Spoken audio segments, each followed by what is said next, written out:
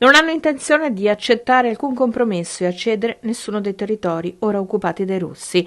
A dirlo in modo lapidario a Venezia il governatore e capo dell'amministrazione militare della regione di Odessa, in Ucraina, Oleg Kipper.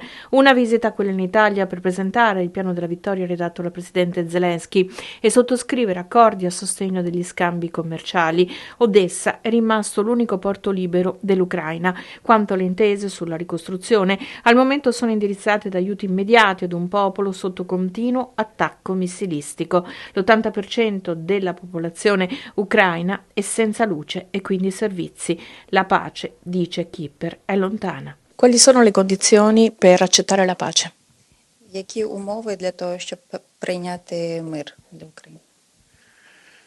Сьогодні Україна боронить свою землю, ні на кого не нападала, а захищає свою землю, тому умови одні, їх президент багато раз повторював, відвоювати свою територію, залишитися на позиціях, які сьогодні мають бути наші, які взагалі поділ території сьогодні навіть не обговорюється, і ми вже багато про це разів зазначали, що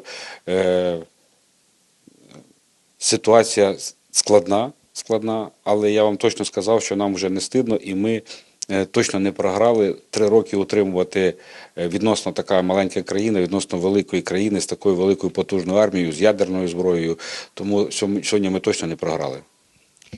Siamo nel mezzo di una guerra non provocata, non abbiamo attaccato nessuno, ci stiamo solamente difendendo, per cui le condizioni sono queste, sono state ben definite dal presidente Zelensky nel suo programma che è stato presentato anche agli altri paesi, il piano di vittoria. Sicuramente posso dire con orgoglio che non abbiamo nulla di cui pentirci perché abbiamo fatto il massimo per difendere il nostro paese in questi anni. Росія продовжує атакувати, але чи ви думаєте, що може щось змінитися з приходом Трампа до влади в Америці?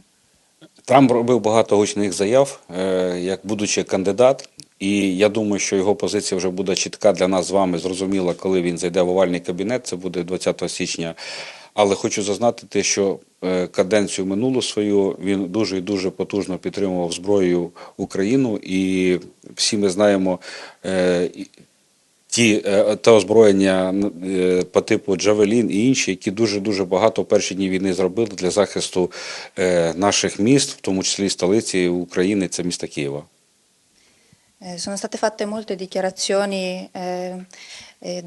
da Trump, ma sicuramente una posizione più definita sarà conosciuta dal 20 gennaio in poi, però restiamo fiduciosi che continueremo a ricevere il supporto e quello che ci dona fiducia è anche il fatto che all'inizio dell'attacco massiccio da parte della Russia molti sistemi sono stati forniti appunto su decisione di Trump, tra cui sistemi Javelin, eccetera, che hanno permesso di difendere anche Kiev. L'accordo siglato con la Regione Veneto e poi l'incontro oggi con il Comune di Venezia, c'è un gemellaggio anche tra la città di Odessa e la città di Venezia, che cosa porta concretamente? Come vi possiamo aiutare? Підписані угоди, серед іншого, між регіонами і між містами Венеції і Одесою.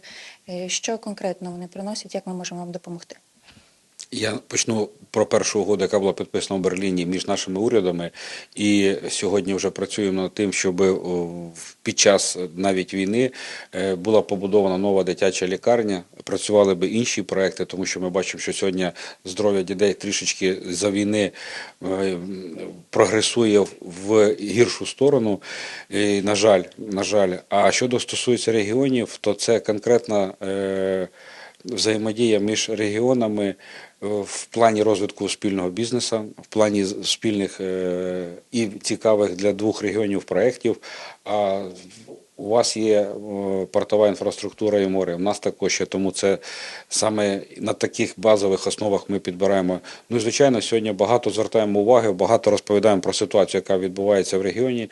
І самі регіони визначаються, якщо мають можливість щодо медичного облаштування, спецтранспортів, наприклад, там, якщо це рятувальних служб стосується, якщо є така можливість допомогти, вони самі визначаються. І багато, я вам хочу зазначити, що багато допомагають.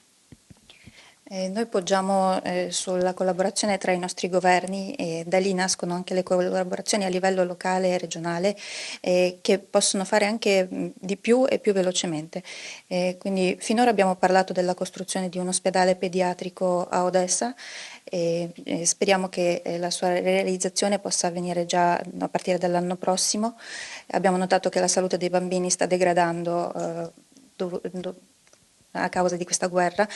D'altra parte noi vogliamo che questi accordi possano portare dei benefici ad entrambe le parti, quindi non chiediamo nulla che non sia un beneficio anche per la parte italiana e se c'è un modo di organizzare una collaborazione anche dal punto di vista portuale, perché abbiamo scelto delle collaborazioni che prevedano una collaborazione anche da questo punto di vista, penso possano portare dei benefici sia all'Italia che all'Uкраїна in futuro. Мир – це завжди якийсь компроміс, чи ми готові віддати якісь території заради миру.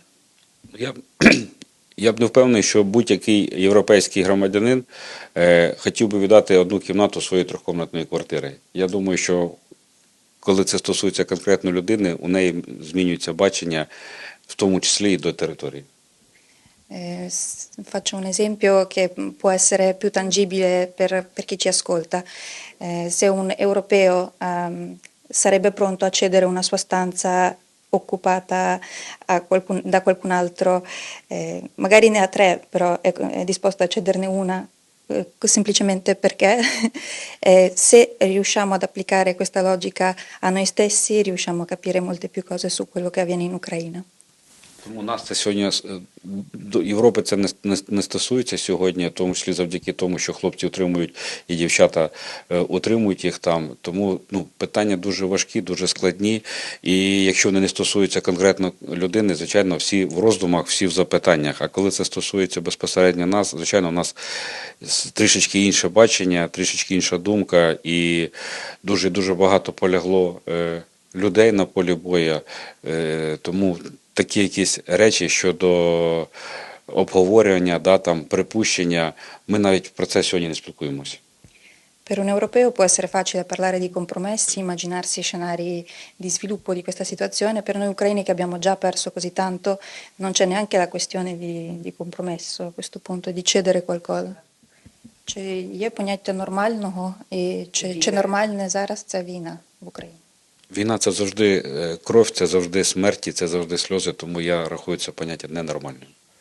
La guerra è sempre morte, è sempre distruzione, quindi per me no, la guerra non è normale.